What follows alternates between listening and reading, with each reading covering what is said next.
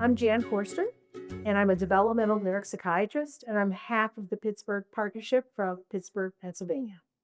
And I've been asked to speak about how to speak with a person who has Prader-Willi syndrome. There are 4 elements to this most important task that I'm going to be covering. The first is the introduction. The second and most important is low expressed emotion. The third is how the brain processes information in Prader-Willi syndrome. And then the fourth is how to argue. So the first, the introduction. So our folks are very pro-social, and they might approach you and even give you a hug. And it's very important that you look at them straight in the eye, and that may, depending upon their stature, mean that you bend down to look at them or that you stretch your eyes up to look at them. But you must extend your hand and introduce yourself. Hi, I'm Dr. Forster. What's your name? And hopefully they'll respond with their name, and make sure that you say it back to them. And don't ever forget it, because they will never forget your name. You will say, how are you today? And then may or may not respond appropriately, but follow their response with a question and find those things that interest them, and they will be your friend forever. The second is low expressed emotion, which is the #1 communication tool. Communication involves facial expression, and you should always try to be upbeat and pleasant, but not over the top. The second is body posture. You should be open and engaging. The third is language with respect to your choice of words. You need to use the least number of words to express yourself with the least number of syllables. Your volume of speech is important.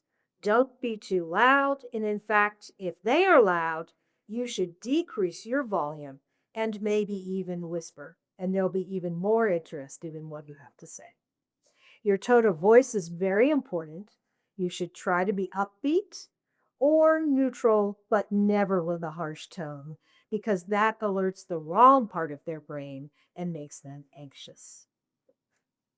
You have to be especially careful of the tone of your voice when speaking to a person with PWS. You should repeat a request if you ask them for something and they don't respond immediately. You should redirect them by using an upbeat tone of voice. When the person is escalating, please don't respond with a high volume or harsh tone. Lower your volume and use a neutral tone. You want their brain to process what you have to say, not the manner in which you say it, which might activate the wrong part of their brain. When you are annoyed, they will personalize it. And be careful with the use of their name. It's typical that we would almost always, say, John, it's time to get your coat on. And in a typical family, we might say, Johnny, it's time to get your coat on. And then it's John Allen. I said it was time to get your coat on. We don't do that in Prader-Willi syndrome. And also be careful of the use of the word you. It activates the stress-sensitive part of the brain.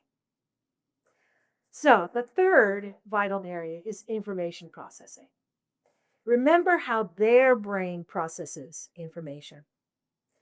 They have very slow processing speed in general. So give your requests and wait patiently. They may or may not be responding to what you say, but it is definitely not because they're being oppositional. They have a working memory deficit, so holding on to information in mind is difficult for them. And they frequently have difficulty with multitasking. Language choice should reflect the order of action. So first, wash your hands, then come to the table. They have difficulty with shifting their attention. They have to focus on you to understand what you have to say. So please say their name. You may need to ask them several times, but don't get impatient. Move your body closer and say their name. And then if you need to, touch their shoulder or their hand to get their attention. And the final, and most important perhaps, is arguing. And the simple response is never argue with a person with Prader-Willi syndrome because they are always right. From their point of view and from the way they see the situation, you will never convince them of anything different. So please acknowledge their point of view and say, I see where you're coming from, and redirect them to talk about it later. So I know that some of you may know that the Pittsburgh Partnership is known for its songs.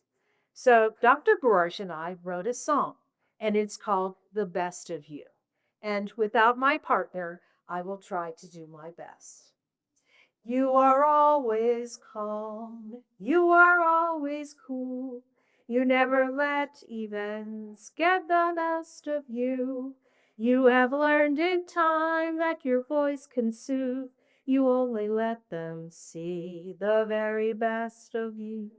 You know there's magic in every word you say. Calm and cool, everything you do. Kind but firm, that's just your way. Everyone's amazed by you. When your voice gets sharp, it only makes them tense. When you begin to harp, it never makes much sense.